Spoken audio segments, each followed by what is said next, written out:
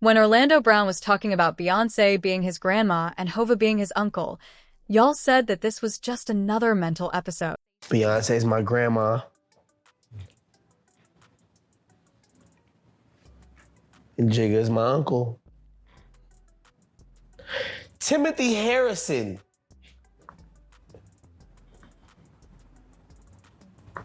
is his real name.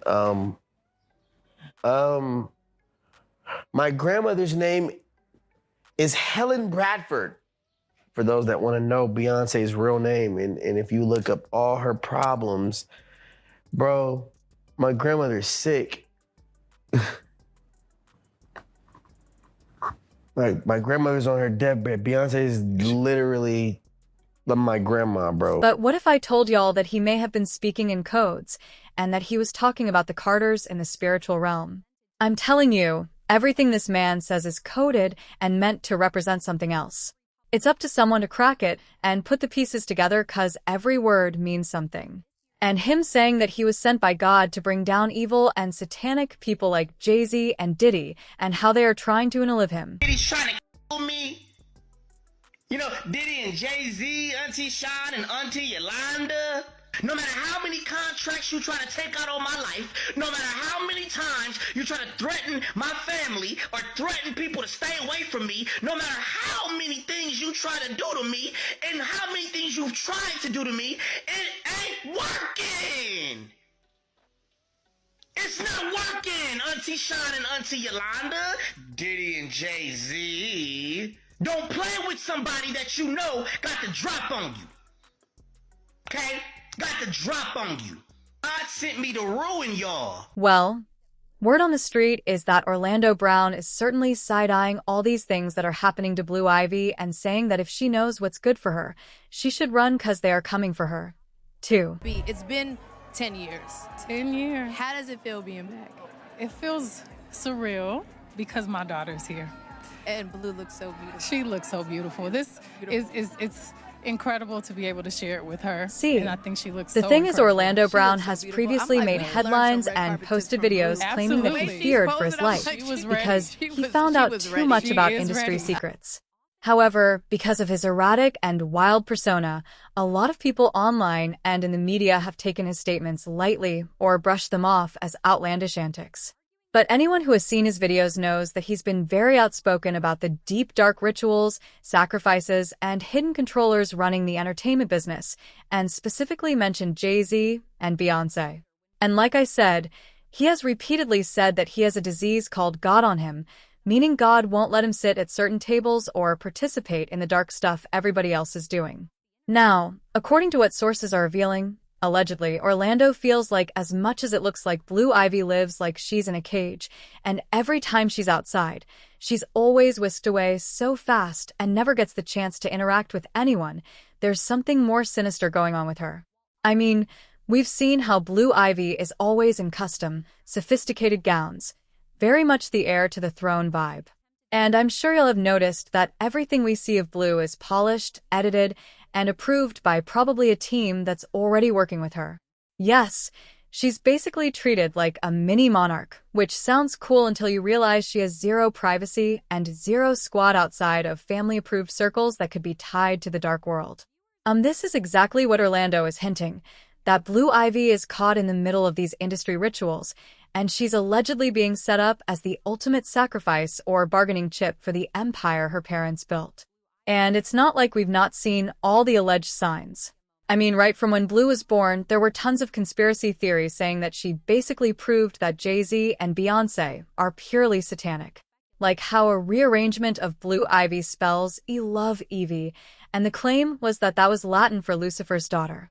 There were also claims that Blue is an acronym for Born Living Under Evil, while Ivy stands for Illuminati's very youngest. However, if there was an event which proved that Blue was kind of being prepped for something, it was the Met Gala. First of all, there's how they literally broke the age rule and allowed Blue to attend at just 14 costs since 2018. The Met Gala has had a strict age limit of 18, and the official reason was that organizers claimed the event is an adult-oriented fundraiser and not an appropriate event for people under 18. So, why was it so important for Blue to attend the event at that particular time? Honey, when people started piecing together the symbolism, they started insinuating that there was more to Blue attending the event. For starters, Beyoncé's dress was literally inspired by an art piece called The Visitor by Caroline Drouin, a Creole artist from Louisiana, and the artwork is literally a skeleton figure standing at somebody's door. The piece was created in 1944, and it symbolizes mortality, death, specifically an unwelcome presence of death. And when you go back and look at Beyoncé's Met Gala dress again, it starts to feel very intentional, especially because the Met Gala theme leaned heavily into dark artistic expression and the human body. As if this wasn't creepy enough, Blue was literally in a gown as if to indicate that she was being married off. People were also saying that Blue's shoes matched with Beyoncé's dress, symbolizing that she was walking in her mother's shoes now. And I thought that was very interesting to see because her shoes really did match her mother's dress and didn't even correlate with her dress. Based on all this, the conclusion people made was that Sasha Fierce was being transferred or has already been transferred to Blue, and it all happened during the event. And Jay-Z also there in a tuxedo like he was the groom. Creepy as hell, y'all. To make matters worse, Blue was also dressed in Balenciaga, the same brand that was called out for having a campaign that featured young kids holding plush teddy bear bags dressed in leather harnesses, studded collars, and BDSM-style fetish gear. Actually, shortly after the first controversy, a second campaign for the garderobe line was scrutinized because one photo featured an office setting with various papers on a desk. And one of the documents was a printout of the 2008 Supreme Court ruling United States versus Williams. Literally, this specific case upheld the constitutionality of a law that criminalizes the pandering or solicitation of porn featuring kids. Now, why would they put her in such a brand? Unless there was something else going on. And let's not forget that Beyoncé has literally been accused several times of being the high priestess in Hollywood. Beyoncé is a witch. She's a very powerful witch. She's heavy into African spirituality. She is a daughter of, I believe, either a daughter of Oshun or Yemaya.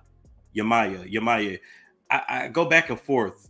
I feel like it's Oshun though, but if I got it wrong, I got it wrong. But nonetheless, she's a high-ranking witch. There have been several people who have previously been close to Jay-Z and Beyoncé who have exposed how they are definitely using dark forces to stay in the game.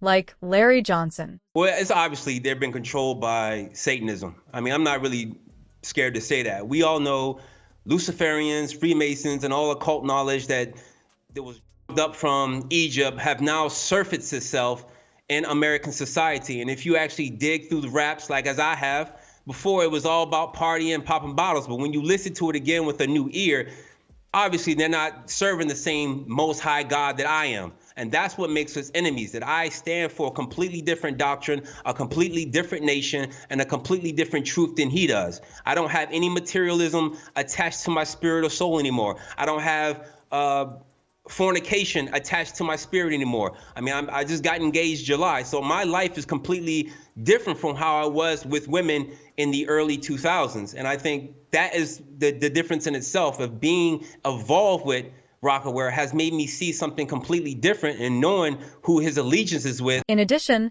there was even this former bandmate by the name Kimberly Thompson, who actually filed a restraining order against Beyoncé, saying that Bey was utilizing spells to tap her phone and control her finances, all to keep her under surveillance. And these actions were reportedly part of a harassment campaign orchestrated by Beyoncé against her. Kimberly also blamed Bey for the loss of many jobs, theft of homes, the death of her pet kitten, and her numerous broken relationships, among other things. I think she's... She went and the girl cats.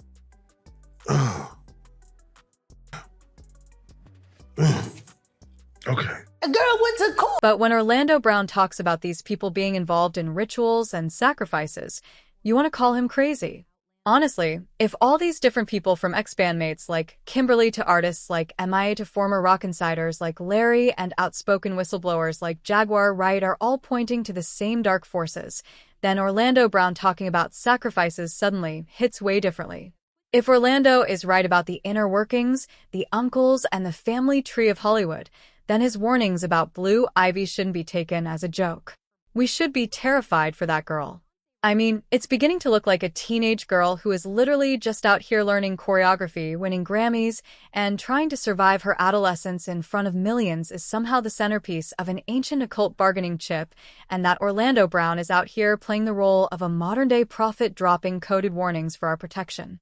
But at the end of the day, I still gotta ask, are folks just way too bored and hyper-analyzing every single stage outfit, side-eye, and cryptic interview Orlando gives? Or should we be actually worried for Blue? I don't know. Maybe we all need to just go outside and touch some grass. But you let me know what you think about Orlando now allegedly saying that Blue could be in danger in the comment section below.